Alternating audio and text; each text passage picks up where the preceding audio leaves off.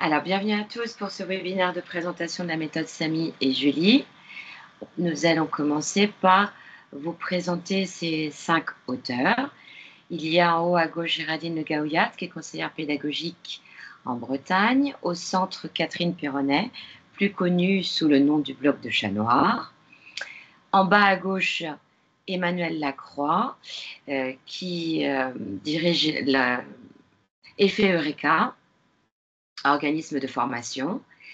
Et à droite, vos 2 intervenants de ce jour, Marc Boudot, créateur de l'enthousiasme orthographique, et moi-même. Alors, voici maintenant les 4 supports, ces 4,5 presque supports de la méthode Samy et Julie. Il y a un manuel, une pochette d'activité avec 9 livrets, un cahier d'écriture qui sert également de carnet de mots puisqu'il y a un recto et un verso, et un guide ressources, c'est-à-dire un guide papier, mais qui s'accompagne de ressources sur le site d'Hachette. Voici également les albums dont nous avons sélectionné quelques extraits pour la compréhension de texte entendu et la compréhension de texte lu. Alors, il n'est absolument pas indispensable de les avoir dans sa classe. J'en ai un certain nombre dans ma classe et j'ai pu lire sur le groupe Facebook que beaucoup d'utilisateurs en avaient également dans leur classe. Et c'est vrai que les élèves aiment particulièrement retrouver les histoires découvertes dans le manuel, les lire par eux-mêmes, se les approprier. Ça leur procure une très grande fierté. Donc rien d'indispensable, mais c'est un petit plus non négligeable. Alors voici maintenant le sommaire de ce webinaire. Dans un premier temps, donc je vais vous présenter de manière détaillée la méthode, revenir sur ces outils et on va prendre l'exemple d'une semaine d'apprentissage. Ensuite, je passerai la parole à Marc pour tout ce qui concerne l'enthousiasme orthographique et les aspects innovants de la méthode. Et enfin, je reprendrai la parole pour vous présenter quelques points précis, notamment l'écriture, qui est majorée dans la méthode Samy et Julie, la différenciation, qui ne se fait pas comme dans d'autres méthodes de lecture, et enfin, de bons réflexes pour le CE1. C'est parti, allons-y. Alors, le manuel de lecture se compose en plusieurs séquences d'apprentissage et chaque séquence se déroule sur une semaine et aborde plusieurs graphèmes dans une même semaine. En début d'année scolaire, ce sont les graphèmes principaux. Et puis à partir de janvier à peu près, c'est ce qu'on appelle les sous-graphèmes, donc les écritures irrégulières des graphèmes. Les séquences sont regroupées en 9 thèmes qui partent du plus proche de l'environnement le plus proche de l'enfant, les amis, les émotions, au plus éloigné, à savoir les aventures, les voyages, l'écologie. Cela permet d'enrichir les activités de compréhension et le vocabulaire. Les éléments essentiels de compréhension sont travaillés à partir du texte entendu. Il est ou bien lu par l'enseignant, ou bien vous pouvez diffuser une version audio. Ce support est extrait d'un des albums de Samy et Julie, ou bien d'extraits de littérature de jeunesse. Il y en a un grand nombre également en extrait dans le manuel. Et ces objectifs sont réinvestis en compréhension de textes lus par les enfants. Donc on travaille véritablement des stratégies de compréhension. À la fin de chaque étape, il y a une semaine de révision de tous les graphèmes et une lecture plus importante de textes entièrement déchiffrables par les enfants. D'ailleurs, l'ensemble du manuel est 100% déchiffrable par les enfants, sauf bien évidemment les textes entendus. On ne nous demande pas de les lire. Voici quelques extraits des pages de manuel. En bas à gauche, vous avez par exemple un extrait d'un des albums de Samy et Julie, La Dent de Julie, qui va être lu aux enfants pour des activités de compréhension. En haut, juste au-dessus, il y a l'apprentissage des correspondances graphophonologiques de la semaine. Les enfants les découvrent une première fois la première journée de classe. Et puis en général, on travaille sur une notion de grammaire cette première journée. Et ensuite, il y a 2 autres pages dans le manuel qui retravaillent les sous-graphèmes en apprentissage fractionné. Souvent, c'est 2 par 2. Avec évidemment de la compréhension de mots lus, phrases et petits textes lus par les enfants. Les activités dans le manuel s'accompagnent d'activités dans la pochette. Je vous le disais tout à l'heure, il y a 9 livrets d'activités qui suivent la progression du manuel pour travailler la compréhension, le décodage, donc la lecture par l'enfant, de mots, de phrases, etc., l'encodage et la production d'écrit. Un thème correspond à un livret. Donc cela veut dire que la méthode vise à limiter le nombre de supports pour chaque élève. Pour bien apprendre à lire, écrire, dire, il a son manuel, son livret du moment. Aucune obligation de lui remettre toute la pochette. On ne peut remettre que le livret du moment. Et son cahier d'écriture, tête bêche avec le carnet de mots. Alors, voici un déroulé d'apprentissage sur une semaine. Le premier jour, il est préconisé dans le guide ressources de mener une séance de vocabulaire sur le thème étudié. Il y a différentes activités par rapport à ce vocabulaire. Là, j'ai mis un exemple d'une production dans ma classe cette année, où les enfants ont déballé un certain nombre de mots que j'ai illustrés parce qu'ils étaient non encore lecteurs. Et cela nous permettait ensuite de faire des appariements et des productions d'écrits. On ne ressort ensuite les mots que plus tard, quelques périodes suivantes, quand ils sont capables de les lire par eux-mêmes. Ce qui n'empêche absolument pas de mener les séances de vocabulaire à l'oral. Il y a ensuite l'apprentissage, alors pardon, d'abord le rebrassage des graphèmes de la semaine précédente. On commence toujours par revoir ce qui a été vu précédemment. Donc là, on voit le rebrassage des graphèmes N, T, Ch et 1. Puis, une activité de compréhension orale du texte entendu. Donc là, c'était la dent de Julie. La découverte des nouveaux graphèmes de la semaine, je vous en ai parlé dans le manuel. Elle se fait dans le manuel, dans le diaporama. Ça peut se faire aussi au niveau de l'élève avec les cartes graphèmes qui sont téléchargeables également, ou sur l'ardoise. En grammaire, on découvre une notion et on fait également des manipulations orales et éventuellement sur ardoise. Puis, on apprend à écrire grâce au cahier d'écriture les 2 premiers graphèmes qui seront étudiés le jour suivant. On anticipe en fait les difficultés à venir, puisqu'on va demander à l'enfant d'encoder, on lui apprend déjà comment écrire ce graphème ou ces graphèmes en écriture cursive. Pour le deuxième jour, on va travailler de manière plus approfondie les 2 premiers graphèmes étudiés dans cette semaine-là, donc le B et le V, avec une activité d'encodage. Il va y avoir également une activité de décodage avec les supports que l'on trouve dans le manuel et dans le diaporama d'ailleurs. Donc on le voit au centre de ce diaporama. Je comprends, lecture de mots, lecture de phrases et lecture d'un petit texte déchiffrable où justement on va réinvestir une des stratégies qui aura été travaillée en compréhension de textes entendus. Il y a également une situation de production d'écrit qui est une situation générative. Après avoir travaillé sur le vocabulaire des animaux et des verbes, et notamment de catégorisation, l'enfant va modifier la structure des 2 phrases proposées pour créer sa propre histoire, puis l'illustrer. Comme la veille, on va apprendre également dans le cahier d'écriture à écrire les graphèmes du jour suivant pour de nouveau anticiper les éventuelles difficultés du lendemain. En jour 3, on étudie donc la deuxième partie des graphèmes de la semaine, après avoir, je vous le disais précédemment, rebrassé les graphèmes appris en jour 2. Et ça se fait grâce au diaporama, grâce aux cartes graphèmes ou sur ardoise. Donc cette fois, on apprend de manière plus approfondie les graphèmes et quelques sous-graphèmes du et. On apprend donc à encoder avec l'arbre des mots. De nouveau, lire et comprendre des mots, des phrases et un petit texte. Et une nouvelle production d'écrit, où là on travaille par exemple le vocabulaire des vêtements et de nouveau une structure générative. Je vous présente un petit peu plus le cahier d'écriture. On n'y trouve pas que les graphèmes, même si le cahier d'écriture poursuit la progression des graphèmes du manuel. Il existe en amont un travail préparatoire sur la posture de l'écrivain, comment bien se tenir à son bureau, et également sur les mouvements de base, la tenue du crayon, le tracé, etc. tête bêche avec ce cahier d'écriture, on trouve le carnet de mots. Le carnet de mots est rempli au fil de l'année.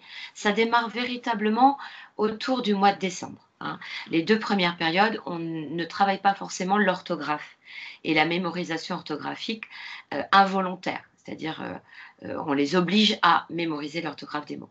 Ça démarre plutôt autour de décembre-janvier, selon le rythme retenu par la classe. Ça permet donc l'apprentissage du vocabulaire et de l'orthographe des mots courants et déchiffrables. L'apprentissage explicite de l'orthographe, puisqu'on leur donne une méthodologie pour apprendre correctement l'orthographe des mots, et une réelle mémorisation grâce aux reprises expansées. Marc, tu pourras me compléter si tu veux sur les reprises expansées. Je vais vous les expliquer dans la slide suivante. Donc voici un tout petit extrait d'un mot à apprendre. Prenons l'exemple du mot « elle », qui n'est appris, comme je vous l'ai dit, qu'une fois qu'il est complètement déchiffrable des enfants. Donc le premier jour, collectivement, on observe le mot et on repère ses difficultés orthographiques. Et l'enthousiasme orthographique permet l'apprentissage de la lecture et de l'orthographe en même temps.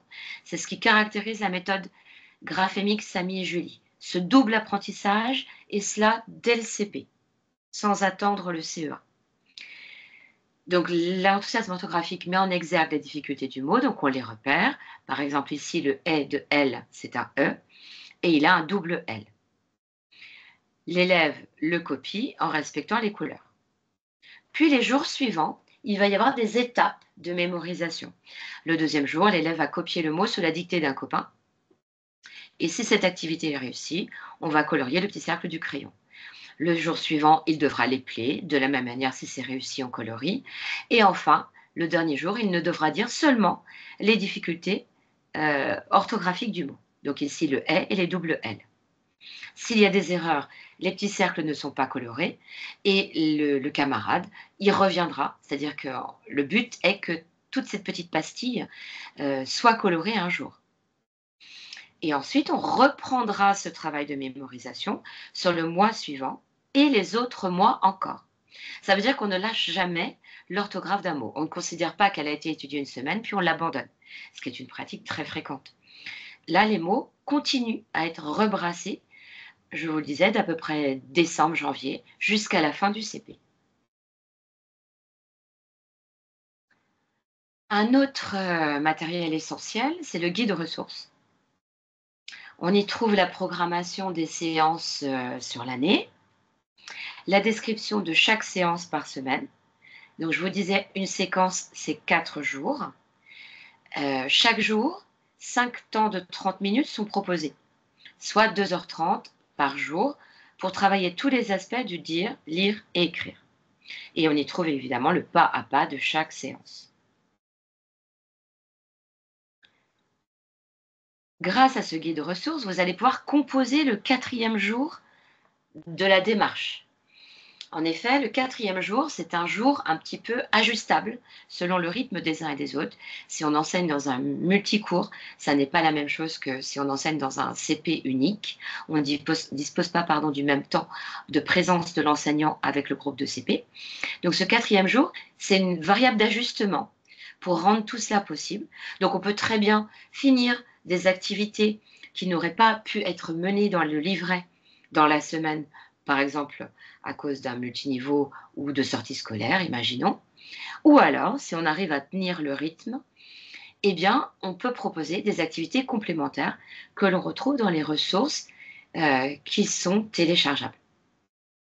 Ça peut être des activités individuelles ou des activités coopératives, comme l'exemple de droite qui est un jeu de lecture.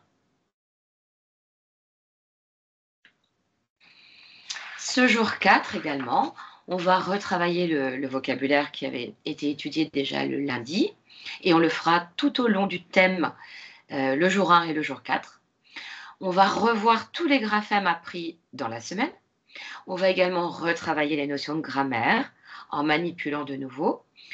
On peut proposer une dictée sur ardoise ou cahier de classe et j'utilise bien la possibilité de faire une dictée Nulle obligation, puisqu'on peut considérer les activités d'encodage dans le livret comme des activités orthographiques et donc une forme différente de dictée.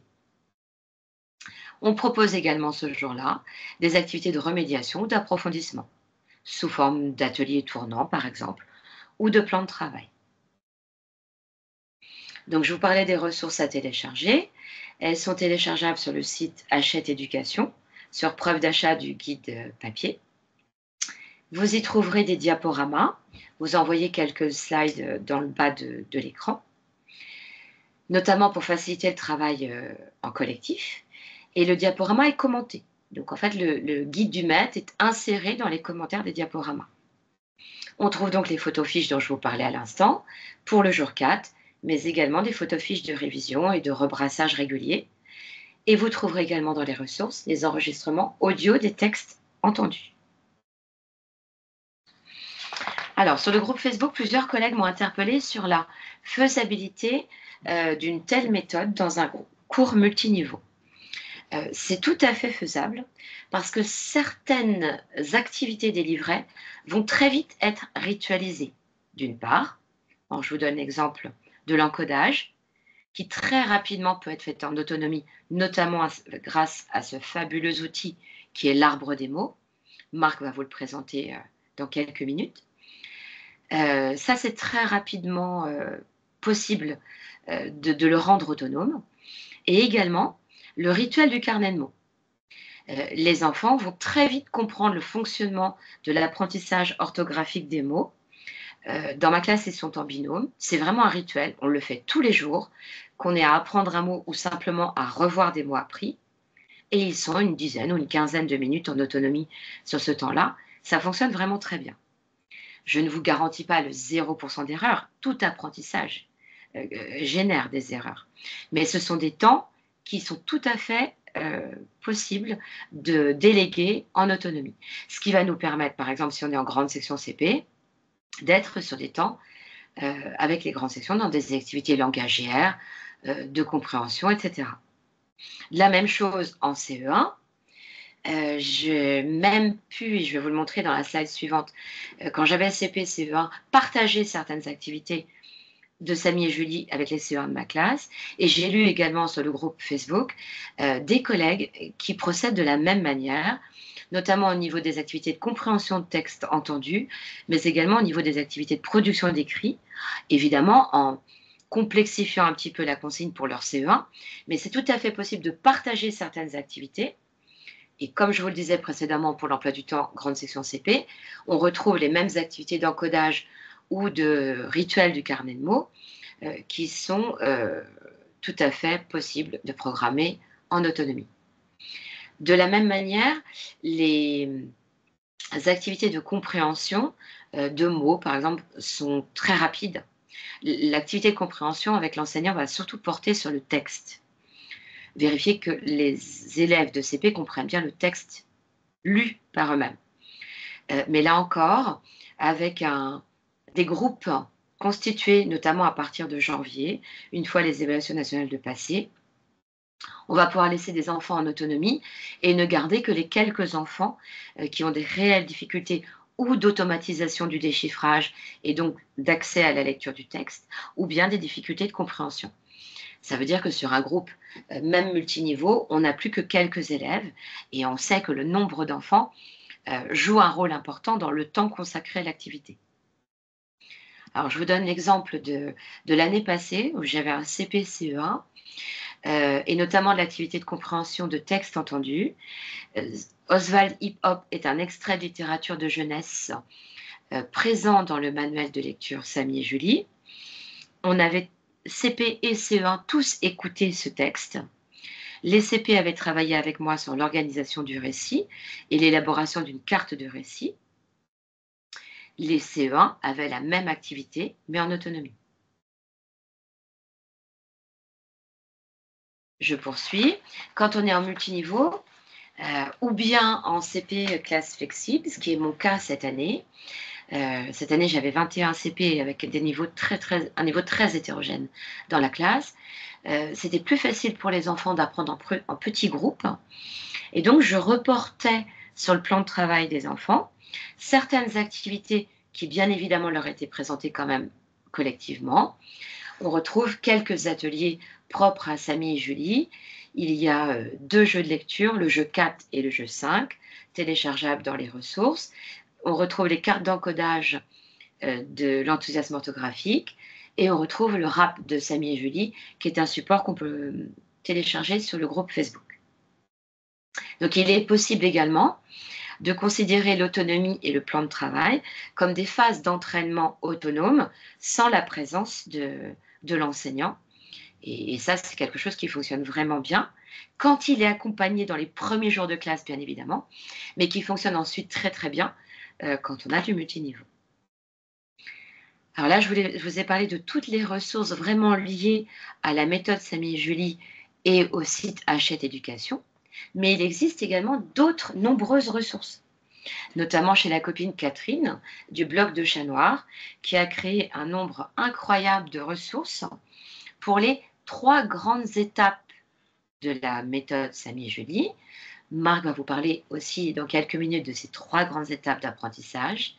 Elles sont symbolisées par des couleurs. La première étape est rouge, la deuxième verte et la troisième bleue, et correspond au niveau de difficulté des albums de Samy et Julie, que vous connaissez peut-être déjà. Les petits livres rouges, les petits livres verts et les petits livres bleus.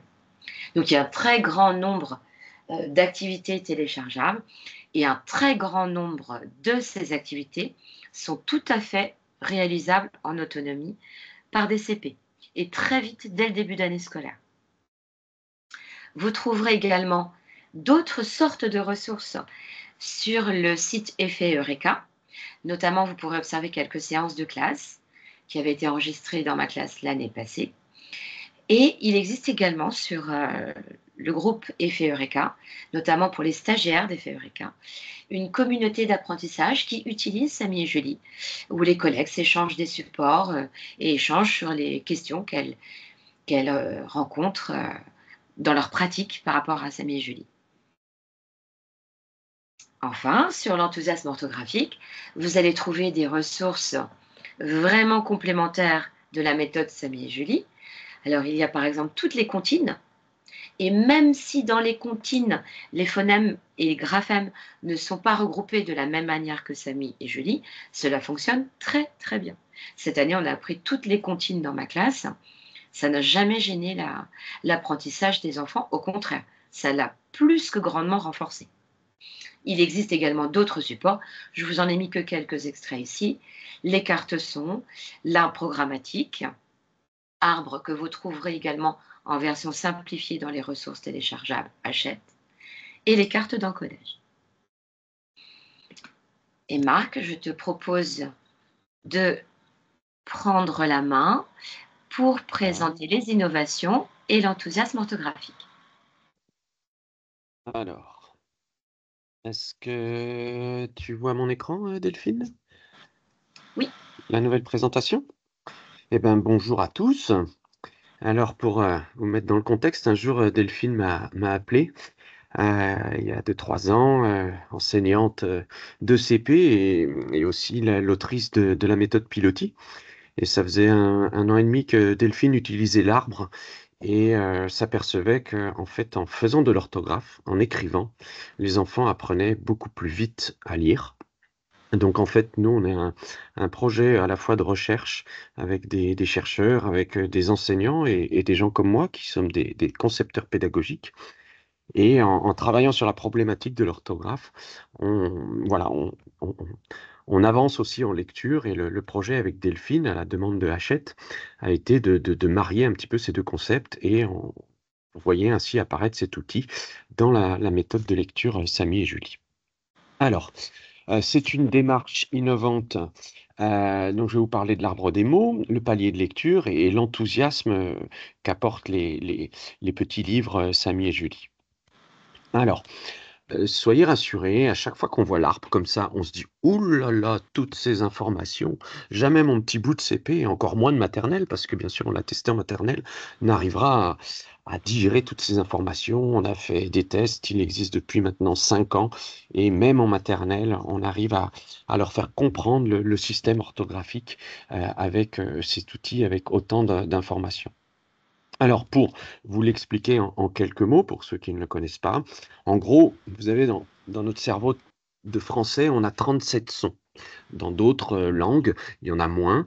Nous, on a 37 phonèmes. Et à chaque phonème est associé des graphèmes. Et la difficulté du français, c'est que les Italiens, les vénards, doivent avoir 29 phonèmes, 29 sons et 36 manières de les écrire, tandis que nous, on a 37 sons et on a 151 manières de les écrire. Par exemple, le son F peut s'écrire de 3 manières différentes, et ça, vous allez l'expliciter à l'enfant. Alors, on a mis des pourcentages. Le F tout seul, c'est force 80. C'est quand on entend le son F dans un mot, dans 80% des cas, ce sera la lettre F tout seul. Je vous donne un autre exemple. Le son SE, alors lui, il peut s'écrire de plein de manières différentes, avec un C, avec deux S, dans 10. Donc on va distinguer en noir les graphèmes d'usage, les graphèmes transparents, et les graphèmes, tout à l'heure Delphine parlait de sous-graphèmes, ce sont les graphèmes à côté que l'on va mettre en couleur. Un des inspecteurs du projet nous disait toute la lecture et l'orthographe française en sous-main. Beaucoup d'enseignants qui utilisent l'arbre l'impriment en A3 hein, sur le site internet et le met en sous-main de l'élève qui apprend à écrire et à lire. Alors, comment on va utiliser l'arbre dans le cadre du projet d'écriture et du projet orthographe? Vous le savez, l'enfant qui commence à connaître les graphèmes, connaître les lettres, au début va écrire chameau avec un O. L'idée, c'est que dès le début de l'apprentissage, il puisse écrire avec la bonne orthographe. Donc, vous verrez dans vos manuels ce que l'on appelle des images orthographiques. Vous allez voir apparaître des couleurs, vous allez vite intégrer le concept grâce à l'arbre. Et donc, un enfant qui connaît le système, là, chameau, il l'écrira tout de suite EAU. Alors, comment il va apprendre à le faire? Je vais vous le faire vivre. Vous allez, dans la méthode, voir des petits traits. Donc, lorsque les traits sont en gris, ce sont des graphèmes d'usage. Donc, dans chameau, l'enfant, il a appris le che, il va aller dans l'arbre, voilà, graphème d'usage, le A, très facile, le voilà. Et là, on va lui dire, attention, le son O, c'est pas le O d'usage. Euh, donc, qu'est-ce qu'il va faire? Il va chercher le son O, la lettre O, et il va tout simplement reproduire le code de couleurs. Voilà, les couleurs, c'est un petit code où on a séparé l'alphabet en deux pour qu'il n'y ait que 3 couleurs. Et là, l'enfant, alors qu'il n'a jamais lu le mot chameau, alors qu'il ne connaît que le son du mot chameau, va écrire tout de suite avec la bonne orthographe. Donc, c'est ce que feront vos élèves au quotidien. Ils auront des mots à encoder avec ces petits traits de couleur. Alors, ça va aussi dans le sens de la lecture. Hein. Donc, j'encode des graphèmes et je lis des syllabes. Euh, voilà le genre de texte que petit à petit, l'enfant lira. Euh, L'hypothèse de recherche, et avec les chercheurs du projet, c'est ce qu'on est en train d'essayer de démontrer, c'est que plus l'enfant verra des lettres en couleur, et plus ça l'aidera dans son projet orthographique. Hein, vous savez, en CM2, aujourd'hui, nos statistiques en France sont pas bonnes. Vous avez 61% des élèves qui sont en grande difficulté d'orthographe. Donc, le projet enthousiasme orthographique euh, est parti sur cette dynamique-là. Et donc, on peut se dire que tout d'un coup, si je lis plusieurs fois le mot balle avec 2 L, avec un L rouge, ça va marquer ma mémoire. Il y a des études qui ont montré que mettre en couleur les lettres marquait la mémoire.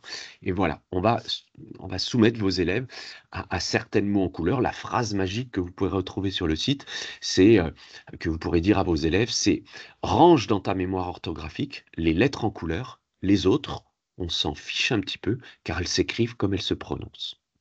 Mais au bout de quelques heures avec l'ARP, ça, vous allez l'acquérir très facilement. Vous verrez aussi que la grammaire est en noir. Ça, c'était une demande de tous les enseignants, hein. Vous avez plus d'une centaine d'enseignants qui, je crois maintenant, il doit y avoir 300 enseignants qui, ces 5 dernières années, ont participé à des tests et à des expériences là-dessus. Et une de leurs demandes, c'était, ah là là, si l'enfant pouvait tout de suite voir les verbes. Donc, le code, c'est de mettre en noir tout ce qui concerne les accords et les verbes. Voilà un extrait. Alors, euh, dans l'innovation enthousiasme orthographique, sur la pochette, c'est marqué méthode graphémique. Aujourd'hui, les chercheurs sont tous d'accord pour dire que l'unité d'apprentissage, ce n'est pas la syllabe. L'unité d'apprentissage, c'est le graphème. On fait sonner des graphèmes. Donc, on a modélisé ceci de la manière suivante. En français, vous avez 151 graphèmes.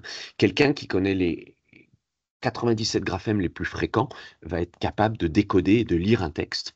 Avec les méthodes syllabiques actuelles, la moyenne, c'est à peu près 14, un petit peu plus sur 11 semaines, c'est 15-16 graphèmes.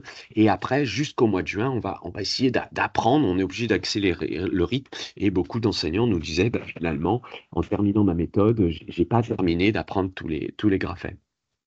On a expérimenté dans le cadre de nos études.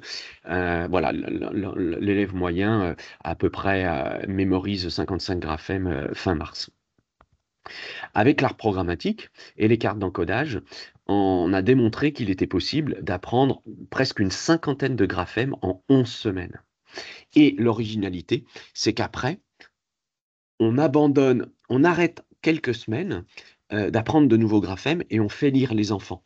Car avec ces 49 graphèmes appris, on arrive à lire des vraies histoires. Et en lisant les petits albums rouges de Samy et Julie, l'enfant, dès décembre, va être capable de vivre l'émerveillement de dire à ses parents, je sais lire une petite histoire.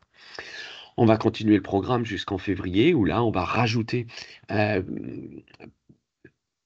6 graphèmes. Et là, l'enfant pourra lire des albums verts. Et enfin, mi-avril, et c'est ce qu'on démontre dans l'enthousiasme orthographique, c'est la première année de test, hein. Les enseignants qui ont testé les outils nous ont dit, ah mais en fait, on a terminé le programme d'apprentissage des graphèmes avec 2 à 3 mois d'avance par rapport à nos méthodes habituelles. Voilà. Alors, dans une étude, et c'était déjà il y a 3 ans, on a expérimenté beaucoup plus de choses et on a affiné. La première étude, c'était 169 élèves avec 14 enseignants. Mais vous voyez, cette année, on a plus de 113 classes de CP qui, dans le cadre d'une autre étude. Premier résultat, c'est un apprentissage beaucoup plus rapide des graphèmes, 37 graphèmes en 9 semaines et un programme terminé mi-avril. On, et ça, on est en train de l'affiner, c'est à peu près 3 fois moins de non-lecteurs en fin de CP. Une meilleure fluence. Les enfants lisent plus vite au cours des évaluations. Ça, on l'a vu sur les évaluations nationales. Et j'y reviendrai, je l'expliquerai après. Euh, avec ce système, vous allez observer beaucoup plus objectivement quand un enfant est en difficulté. C'est-à-dire que si en décembre, il n'arrive pas à lire les petits textes dans un petit livre rouge, c'est que ça ne se déclenche pas. Et que là, vous allez devoir faire de la remédiation. Un des chercheurs, Monsieur Ziegler, disait qu'on identifiait les élèves en difficulté en fin de CP. Voilà, l'enseignant attend le déclic, il ne vient pas. Avec la méthode graphémique, si début janvier, il n'y a pas le déclic, là, vous pouvez proposer objectivement un programme de remédiation, voire une consultation en médecine scolaire.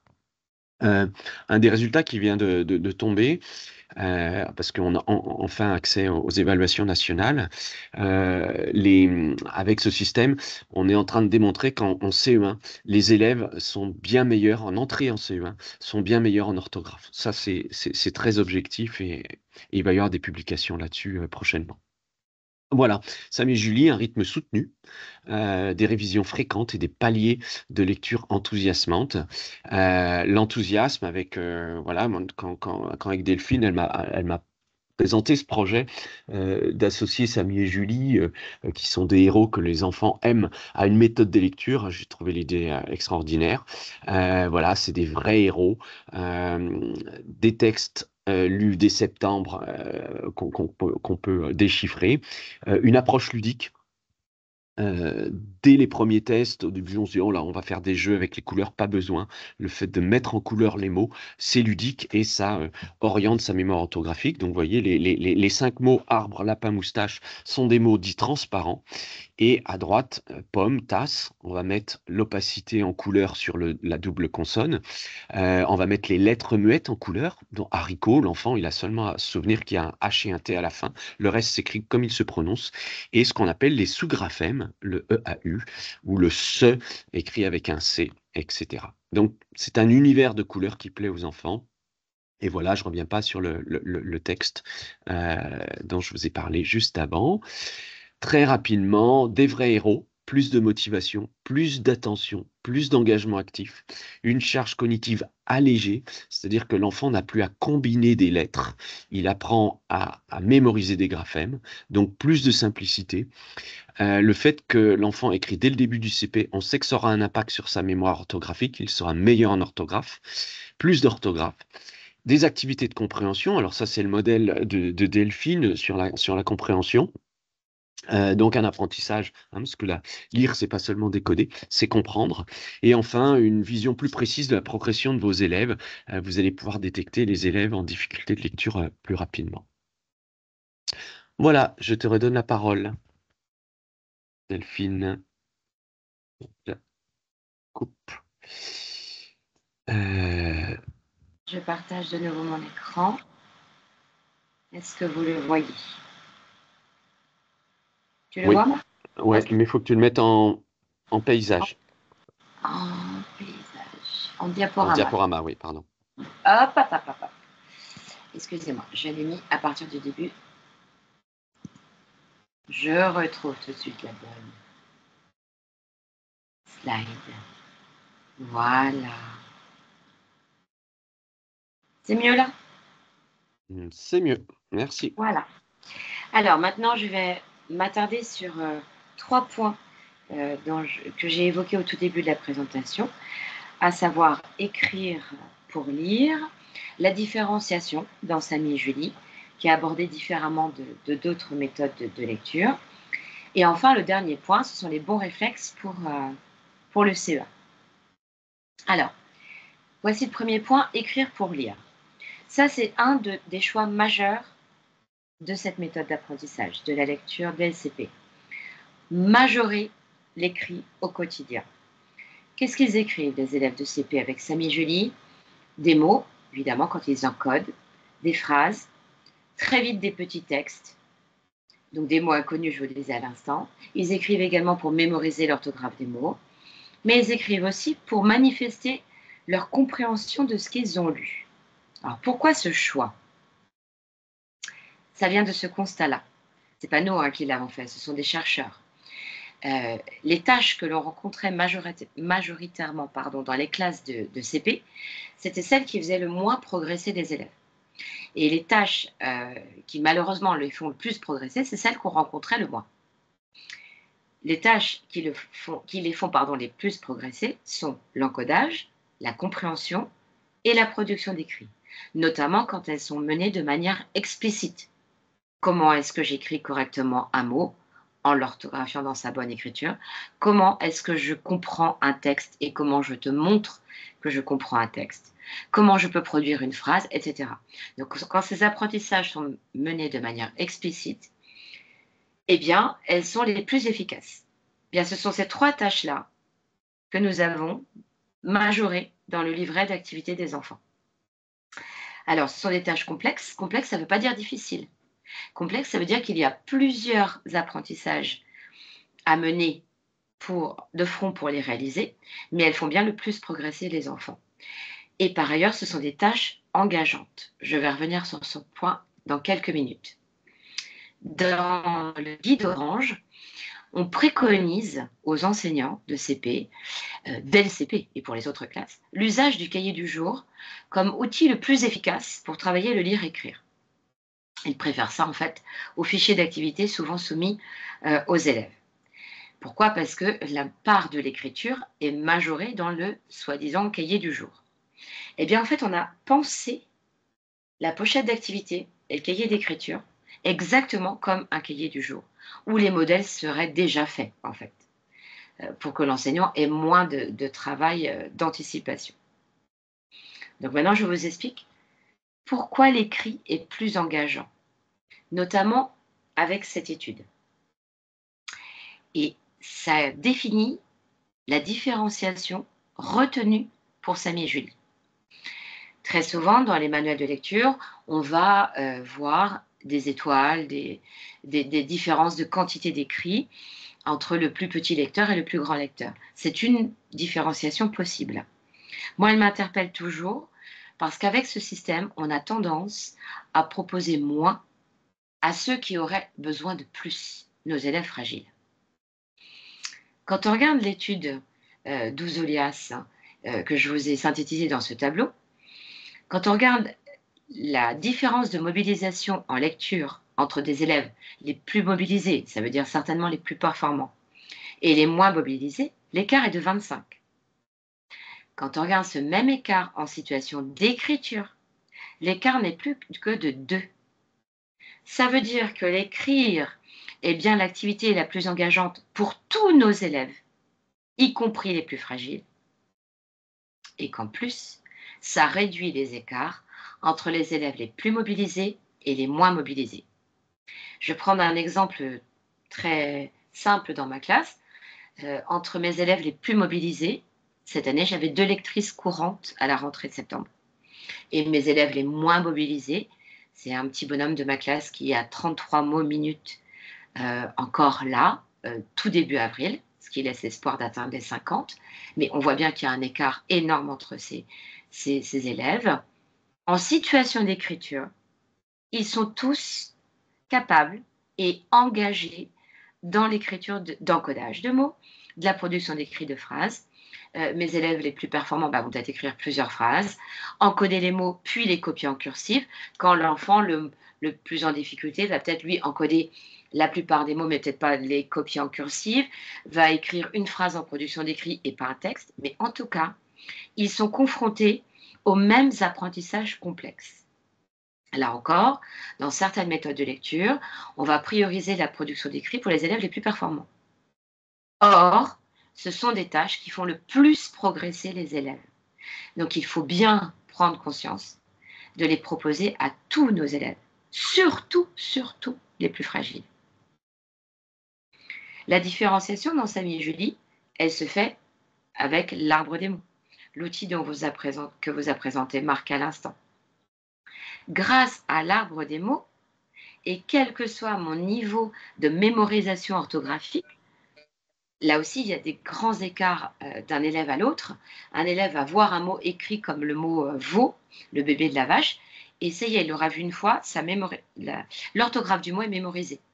D'autres, il faudra le voir 5, 6, 7 fois pour pouvoir bien l'écrire. L'arbre des mots permet de l'écrire sans faute. Et ça, c'est un énorme vecteur de motivation, de joie et de défi. Moi, je sais que dans ma classe, quand je mène les activités d'encodage, il y a compétition. C'est un peu la battle d'encodage, à celui qui en écrira le plus. Et attention, je ne parle pas des élèves les plus performants, hein. Je parle de tous les élèves. Ce formidable outil, il permet également de différencier les dictées. Là encore, parfois, dans certains supports d'apprentissage de CP ou de CE1, on va proposer une dictée plus courte pour les élèves plus fragiles, avec moins de difficultés, une plus longue pour les autres. Et petit à petit, on met dans la tête des enfants qu'ils sont différents et qu'ils peuvent faire moins que les autres. Or, avec ce fabuleux outil de l'arbre des mots, et avec une petite anticipation de l'enseignant, on va pouvoir proposer la même dictée à tous. À certains, on ne mettra pas les tirets d'encodage des mots. Ils seront sur la mémorisation orthographique des mots, parce qu'ils en sont capables. Et à d'autres enfants, on leur proposera d'utiliser l'arbre des mots et l'encodage. Et là, on parle vraiment d'inclusion. Tout le monde peut faire la même dictée. On imagine une extrapolation, pourquoi pas à la dictée du collège au brevet des collèges. Fini le tiers-temps, tout le monde a le même temps et la même dictée. Seulement, on a donné à des collégiens un arbre des mots pour réussir la même dictée que leurs copains. Il existe également dans des supports téléchargeables un autre outil qui peut être nécessaire pour certains élèves à besoins spécifiques, que sont les gestes Borel-Maisoni. Et dans la méthode Samy et Julie, ils ont été illustrés par Thérèse Bonté. Et vous pouvez évidemment les accompagner lorsque vous apprenez les graphèmes aux enfants de l'apprentissage et également les accompagner lors des phases de dictée ou d'encodage, notamment pour les graphèmes très proches, le B, le D, le F, le V, etc. Je reviens également sur les paliers de lecture dont vous a parlé Marc, ces fameuses pauses où on n'apprend plus de graphèmes. Parce que là encore, ça se distingue de toutes les autres méthodes de lecture, où en fait, quasiment chaque semaine, l'enfant doit mémoriser, mémoriser, mémoriser. Là, les élèves les plus fragiles, ils ont un sas de digestion de tout ce qui a été appris, et un autre sas qui est de lire et lire et lire et lire et lire et lire encore. Il y a plein d'études qui montrent que plus on lit, plus on est lecteur. Et ce palier-là permet vraiment de leur faire lire des textes et de plus en plus longs, textes 100% déchiffrables. Pour vous donner un ordre d'idée, cette année dans ma classe, en début d'année, j'avais sur 21 élèves, j'avais, il me semble, 11 élèves à besoin ou vraiment fragiles dans les évaluations nationales de début d'année. À ce jour, tous sont capables de lire un texte aussi long, par exemple, que celui qui s'affiche à droite, ma fête préférée. Alors, plus ou moins vite, mais tous sont capables de le lire. Ça paraît incroyable qu'avec autant de fragilité en début d'année, la compensation a pu se faire, c'est-à-dire réduire ces fameux écarts. Et je pense que le fait de majorer l'écrit a été le principal vecteur pour diminuer ces grands écarts. Dans ces périodes-là de palier, on permet par exemple aux enfants de lire de vrais livres, et notamment tous les petits livres de Samy et Julie. Et là, c'est une fierté énorme, très souvent partagée avec les parents de la classe, qui n'en reviennent pas de voir leurs enfants aussi vite capables de lire des petits livres de manière autonome. Il y a un autre aspect dans la progression et la programmation d'apprentissage qui permet vraiment cette différenciation, c'est que tout est explicite et déchiffrable. Il n'y a aucune surcharge cognitive. Par exemple, le 1 UN n'est jamais traité comme un mot-outil, mais est traité comme un sous-graphème. Et donc, il est appris et mémorisé comme un sous-graphème. De la même manière, les graphèmes particuliers du verbe être, ES et EST, sont étudiés comme sous-graphèmes. Alors, on les étudie en noir, puisque Marc vous a expliqué que toutes les marques grammaticales et de conjugaison sont en noir, mais là encore, elles sont apprises comme des sous-graphèmes et encore mieux mémorisées. Cela allège vraiment la charge mentale des enfants. Ils ne sont jamais confrontés à des mots qui ne seraient pas déchiffrables. Enfin, je termine avec les bons réflexes pour les CE1. Je me souviens que quand j'ai rencontré Marc, une des premières choses qu'il m'avait dites et qui m'avait beaucoup fait sourire, c'était qu'un de ses rêves, c'était que les enfants s'échangent des cartes d'encodage ou comme des cartes d'orthographe, comme on échange des cartes Panini dans la cour de récréation, et que l'orthographe devienne un challenge plaisant, joyeux, agréable. En France, souvent, l'orthographe débute vraiment son apprentissage à peu près en milieu de CE1. Or là, avec l'apprentissage via l'arbre des mots et la colorisation, le lire et l'orthographe en même temps de la méthode Samy et Julie, on peut le faire dès le début du CP. Donc ça veut dire qu'on gagne quasiment 18 mois d'apprentissage sur les compétences d'orthographe. C'est énorme, c'est considérable. Donc c'est évidemment déjà un gage pour le CE1. On n'a pas attendu le CE1 pour commencer à avoir une démarche explicite d'apprentissage des mots. L'autre chose, Marc vous en a parlé, c'est toutes les colorisations des lettres, et notamment les lettres particulières, Par exemple, les lettres muettes en fin de mots, qui peuvent être utiles en termes de morphologie, mais aussi les marques grammaticales. Mes élèves ont repéré de manière très très rapide les marques du pluriel, ont également repéré qu'elles n'étaient pas semblables aux marques du pluriel des verbes. On a constitué des corpus de mots. Tout ça, ça devient plus facile puisque extrêmement visible avec la colorisation orthographique des mots. Une toute petite aparté sur la colorisation orthographique des mots. Elle n'aide pas vraiment à lire le mot. C'est pas parce qu'on tombe sur un E rouge qu'il va nous donner la phonétique de ce E rouge. Par contre, la couleur allume une petite vigilance dans l'esprit, dans le cerveau de l'enfant. Tiens, si le E est rouge, il ne chante pas E. C'est un sous-graphème, il chante autrement. Donc parfois, quand je vois mes élèves, comme si je voyais le petit cercle des ordinateurs là, tourner dans leurs yeux, je les vois réfléchir et trouvent la bonne phonétique du graphème. Donc ça n'aide pas véritablement à lire le mot, mais ça allume des vigilances. Ça allume des vigilances en lecture et ça allume, comme je vous le disais à l'instant, des vigilances orthographiques, ce qui est considérable. Et si vous avez très envie de savoir comment poursuivre cet apprentissage de l'enthousiasme orthographique en CE1, ben Marc et moi-même, mais également notre copain Emmanuel, on vous donne rendez-vous le 30 avril pour un webinaire spécifique sur cette question. Je crois qu'on a à peu près tenu notre timing. On vous remercie de votre écoute et de l'intérêt pour la méthode Samy et Julie. Et si jamais il y avait quelques questions, eh bien, nous sommes à votre disposition pour y répondre. Alors, je vais reprendre les questions qui ont été posées dans le chat. Donc, on a eu une question par rapport au guide qui existe, et savoir s'il existe en version numérique. Donc, Delphine, en effet, vous avez répondu que oui, le guide existe en version numérique. Et juste pour préciser, il est disponible en PDF depuis le site Hachette avec un accès enseignant.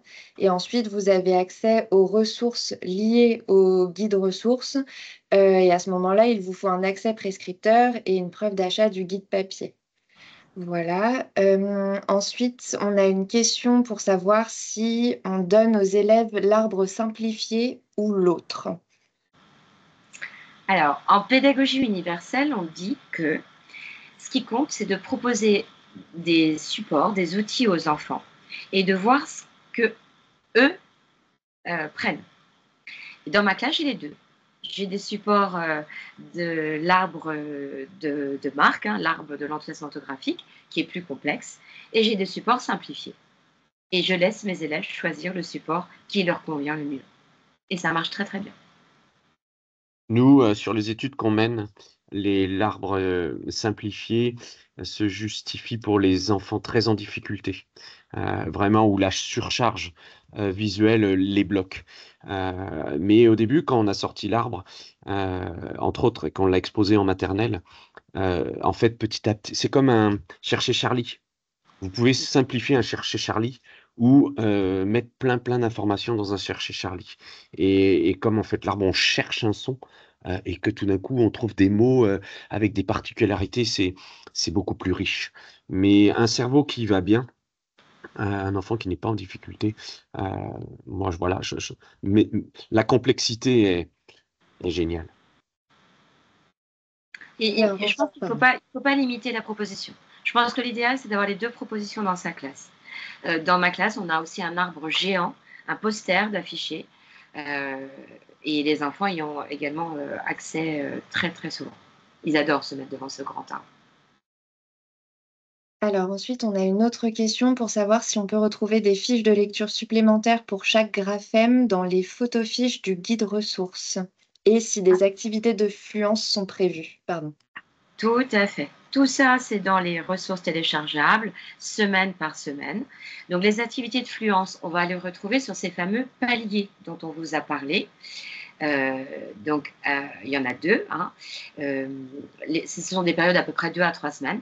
Et là, on propose un grand nombre de textes de fluence. Certains textes sont issus du manuel d'apprentissage et d'autres, ce sont des textes supplémentaires. Moi, en ce moment, c'est ce que je fais dans ma classe. On est en plein entraînement de fluence. Et comme l'objectif est atteint pour deux gros tiers de ma classe, on travaille même davantage la prosodie et les groupes de souffle. Donc, on trouve tous ces supports-là sur les semaines paliers. Et les lectures complémentaires, oui, il y en a 2 par semaine d'apprentissage. Donc, par exemple, dans ma classe, j'ai un porte-vue où on glisse ces 2 supports qui viennent en complément du manuel et qui enrichissent également la lecture de mots, de phrases et de petits textes. Tout à fait. Nous avons une autre question pour savoir si on peut également retrouver des évaluations, donc j'imagine dans le guide ressources. Tout à fait. Là aussi, il y a des évaluations sur chaque palier. Alors, au premier thème, on propose même de faire certaines évaluations, un petit peu comme les évaluations nationales, en amont, avant de commencer véritablement les apprentissages. Ça permet de découvrir qui est lecteur dans la classe, par exemple, combien il y en a, quels graphèmes ils connaissent. Et on propose de repasser ces évaluations à la fin de la première étape. Donc, il y en a après le thème 4, 7 et 9. Des évaluations qui concernent davantage le décodage, l'encodage, donc les graphèmes, également la compréhension, mais également la grammaire, etc. Une autre question pour savoir si une version CE1 est envisagée. Ah, ah, ce serait bien, hein? Moi, je trouve que ce serait bien. C'est une très bonne idée. Ensuite, Dans on l'immédiat, a... c'est pas encore Pardon. envisagé. Dans l'immédiat, pas encore. Ensuite, quelqu'un demande ce que vous donnez en relecture le soir, car le manuel suit rapidement avec des enfants en famille qui prennent de moins en moins soin du matériel et l'envoi de manuels tous les soirs fait peur à cette personne. Alors, moi, j'ai fait le choix de la confiance. C'est-à-dire que je fournis le manuel aux familles en début d'année, mais il reste à la maison. En Bretagne, il arrive parfois, c'est très très très rare, mais il arrive parfois qu'il pleuve, et, mais c'est rare. Et du coup, Ouais. les cartables peuvent être humides, et donc les manuels s'abîmaient avec l'humidité. Donc moi, j'ai fait le choix de les remettre aux familles, et je leur demande qu'ils me les restituent la dernière semaine de classe, fin juin, début juillet. Si vraiment le manuel est trop abîmé, je propose même aux familles de le garder, moyennant une petite participation modique. Et du coup, le manuel ne fait pas le va-et-vient. Et j'ai un tout petit lot en plus dans la classe pour permettre notamment le travail avec un petit groupe de compréhension de texte lu. Et par ailleurs, j'ai donc le porte-vue avec les photos fiches de lecture complémentaires. Merci. Et on a une autre question. Donc, une personne qui dit: «Avec mes grandes sections, je travaille les textes de compréhension en même temps que les CP, ainsi que le vocabulaire. Le fait de l'avoir fait cette année risque-t-il de gêner l'année prochaine, puisque les grandes sections auront déjà vu les textes et les thèmes de vocabulaire? Et pour les comptines, seront-elles téléchargeables l'année prochaine?» Marc, tu veux répondre pour les comptines? Alors les comptines, en fait, on doit les refaire parce que, on a enregistré ça pendant le covid avec des amis enseignants. C'était un petit peu, et voilà, alors on est débordé, on n'a pas le temps de tout faire, mais on doit passer en studio pour avoir des très, très bons sons. Mais avant, on veut pas que voilà, il faut une connexion internet, pour les écouter. C'est ce qu'on privilège. C'est ce qu'on privilégie, pardon. Et maintenant, si je rebondis sur les grandes sections de la collègue, moi j'ai un petit peu envie de parler de la comparaison avec un bon dessin animé qu'on peut aller regarder au cinéma quand on a 5 ans, 7 ans, 8 ans, 53 ans, et on y trouvera toujours du plaisir et autre chose à voir que l'on n'avait pas vu la fois précédente, parce qu'on était plus jeune, parce qu'on n'avait pas forcément les mêmes compétences. Moi, je pense qu'au contraire, euh, même si on propose les mêmes supports, les enfants auront grandi et auront certainement des capacités à l'oral et à l'écrit, du coup, en CP, pardon, pour manifester une compréhension différente. Puis alors, s'ils connaissent tous les graphèmes, mais tant mieux, hein. Moi, c'était très souvent mon cas quand j'avais une classe de grande section CP, hein.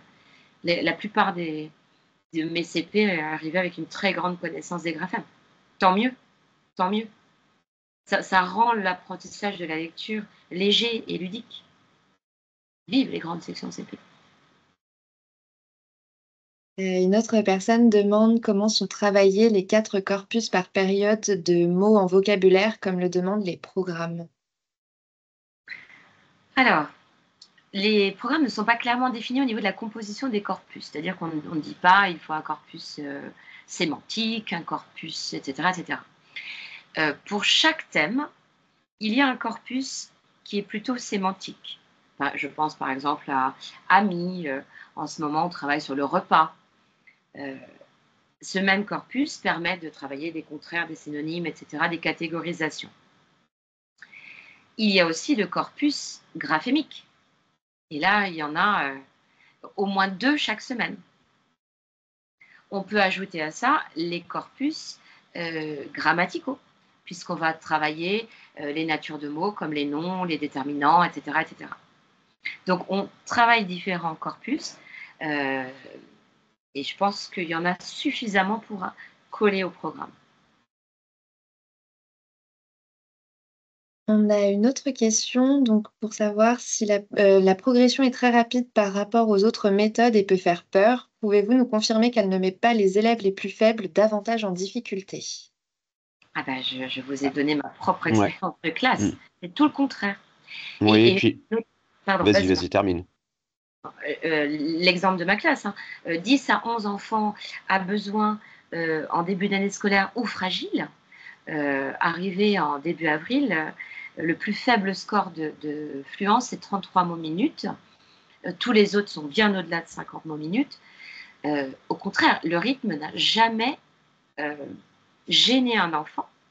Alors, notamment pour plusieurs choses. Donc, il y a l'arbre qui soutient énormément la mémorisation des graphèmes et sous-graphèmes. Il y a également les paliers qui sont vraiment des sas de digestion graphémique, alors que dans les autres méthodes, ce qu'on n'a pas digéré, bah, tant pis, on continue d'en apprendre, on continue d'en apprendre. Là, ce n'est pas le cas. Il y a vraiment des temps de repos, comme quand on fait lever une pâte. En pâtisserie, c'est exactement la même chose. Et le dernier aspect, c'est les nombreux rebrassages. Quand je vous ai décrit une semaine d'apprentissage, chaque semaine d'apprentissage démarre par un rebrassage de la semaine précédente. Puis quand on commence à apprendre de graphèmes, le jour suivant, on va les rebrasser, etc., etc. Donc ils sont vus tellement de fois que non, ça n'est pas du tout gênant, y compris pour les enfants fragiles. Voilà, et là, on est en train de le démontrer scientifiquement. Cette année, avec Angéline Plénard, une des chercheuses qui travaille avec nous, elle a mené une expérience avec un groupe contrôle avec des méthodes syllabiques classiques. Et on a regardé le nombre de graphèmes connus à la 9e semaine d'apprentissage. Et en effet, on a démontré que les gens qui utilisaient l'arbre et les enfants qui utilisaient l'arbre étaient à une trentaine. Mais ce qu'il y a de bien, c'est que ce qu'on appelle l'écart type entre l'élève très doué et l'élève plus en difficulté, il est très réduit. C'est-à-dire qu'on a démontré que le rythme est plus élevé, mais que les enfants en difficulté y arrivent aussi très très bien. Donc soyez rassurés, nous, ça fait 5 ans qu'on a des écoles qui l'utilisent. Pourquoi? Parce qu'ils vont apprendre les comptines, parce qu'ils vont encoder, parce qu'ils ont pour la première fois un système, un référentiel graphémique. L'arbre, le sous-main, c'est un référentiel graphémique qui est très vite appris. Euh, Beaucoup plus que lorsque c'est perdu dans une méthode où vous avez page par page des graphèmes. Là, c'est sur une seule page. Donc soyez rassurés. Merci pour ces précisions. Une dernière question. La personne demande si le manuel est dans les familles, cela veut dire que les pages de lecture ne sont pas faites en classe. Vous dites avoir quelques manuels en classe, ça voudrait dire qu'ils sont plusieurs sur un seul manuel, ou la lecture se fait-elle de manière collective? Alors, ça peut être toutes ces modalités-là. Dans les diaporamas, on retrouve l'activité de lecture du texte, donc ça peut se faire de manière collective au tableau, avec le texte affiché. Dans ma classe, moi, j'ai les 3 modalités, c'est-à-dire que dès janvier à peu près, j'ai un groupe avec moi, le groupe le plus fragile, et là, on travaille chacun sur un manuel. j'ai des groupes en binôme, pardon, et là, ils ont un manuel pour deux. Et quand il y avait une stratégie à appliquer, la dernière que l'on ait travaillé là cette semaine, c'était d'identifier les différents lieux dans un texte lu. Eh bien, on a une phase de mise en commun. Et là, le diaporama et le texte collectif nous sert à retrouver et à synthétiser nos réponses et à se mettre d'accord sur les éléments implicites et explicites de lieu. Donc, j'ai envie de dire, toutes les options sont possibles.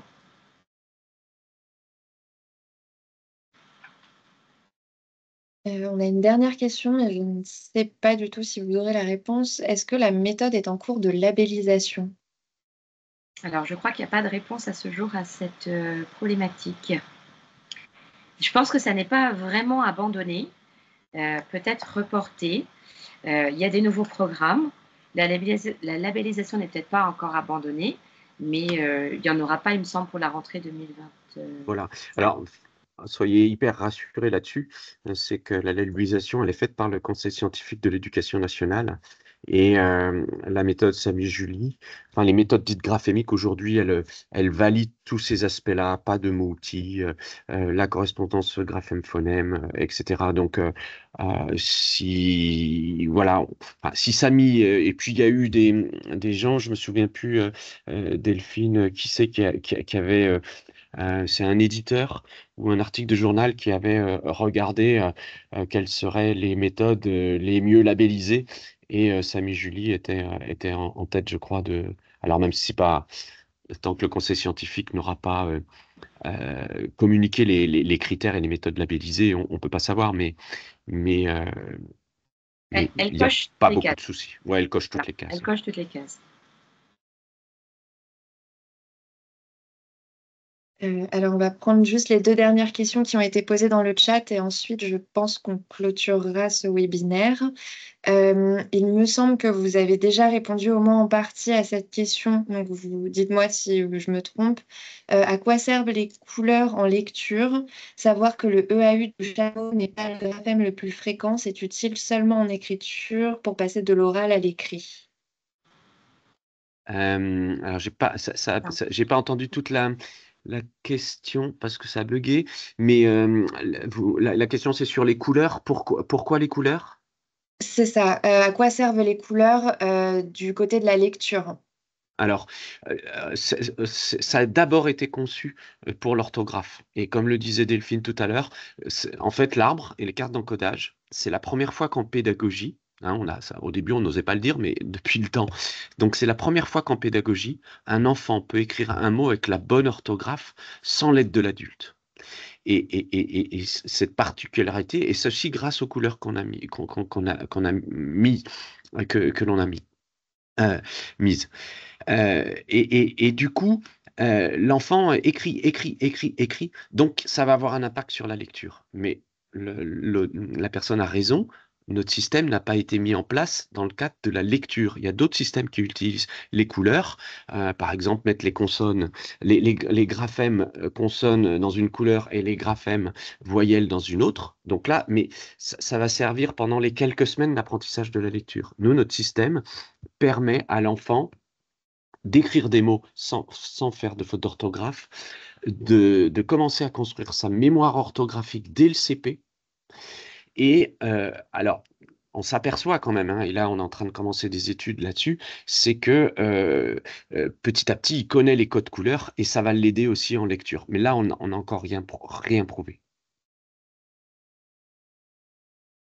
Merci. Et donc, on a une toute dernière question qui est de savoir quel devoir donnez-vous le soir aux élèves?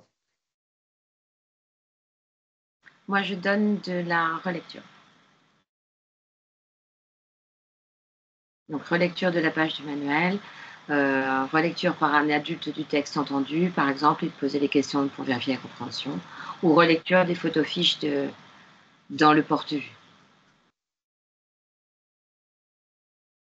Merci. Justement, je ne donne jamais l'apprentissage des mots, puisque je veux que les mots soient appris en classe et pas reportés aux familles. Merci pour tout ça. Je transmets juste les quelques messages sans question, à savoir merci pour vos réponses et pour cette présentation qui donne très envie de se lancer dans la méthode. Et nous avons au moins une personne convaincue pour la prochaine rentrée.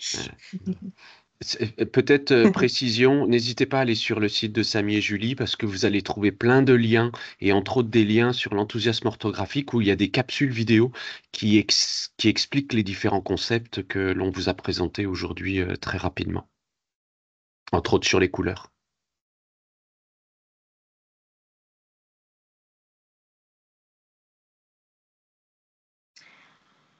Amrita, on me demande Oui. s'il y aura bien un replay. Oui, tout à fait. Le webinaire est en cours d'enregistrement et dès que ce sera terminé, je pourrai enregistrer la vidéo et la retransmettre à la fois sur notre compte YouTube, sur le site et ça pourra être repartagé sur Facebook. Ok.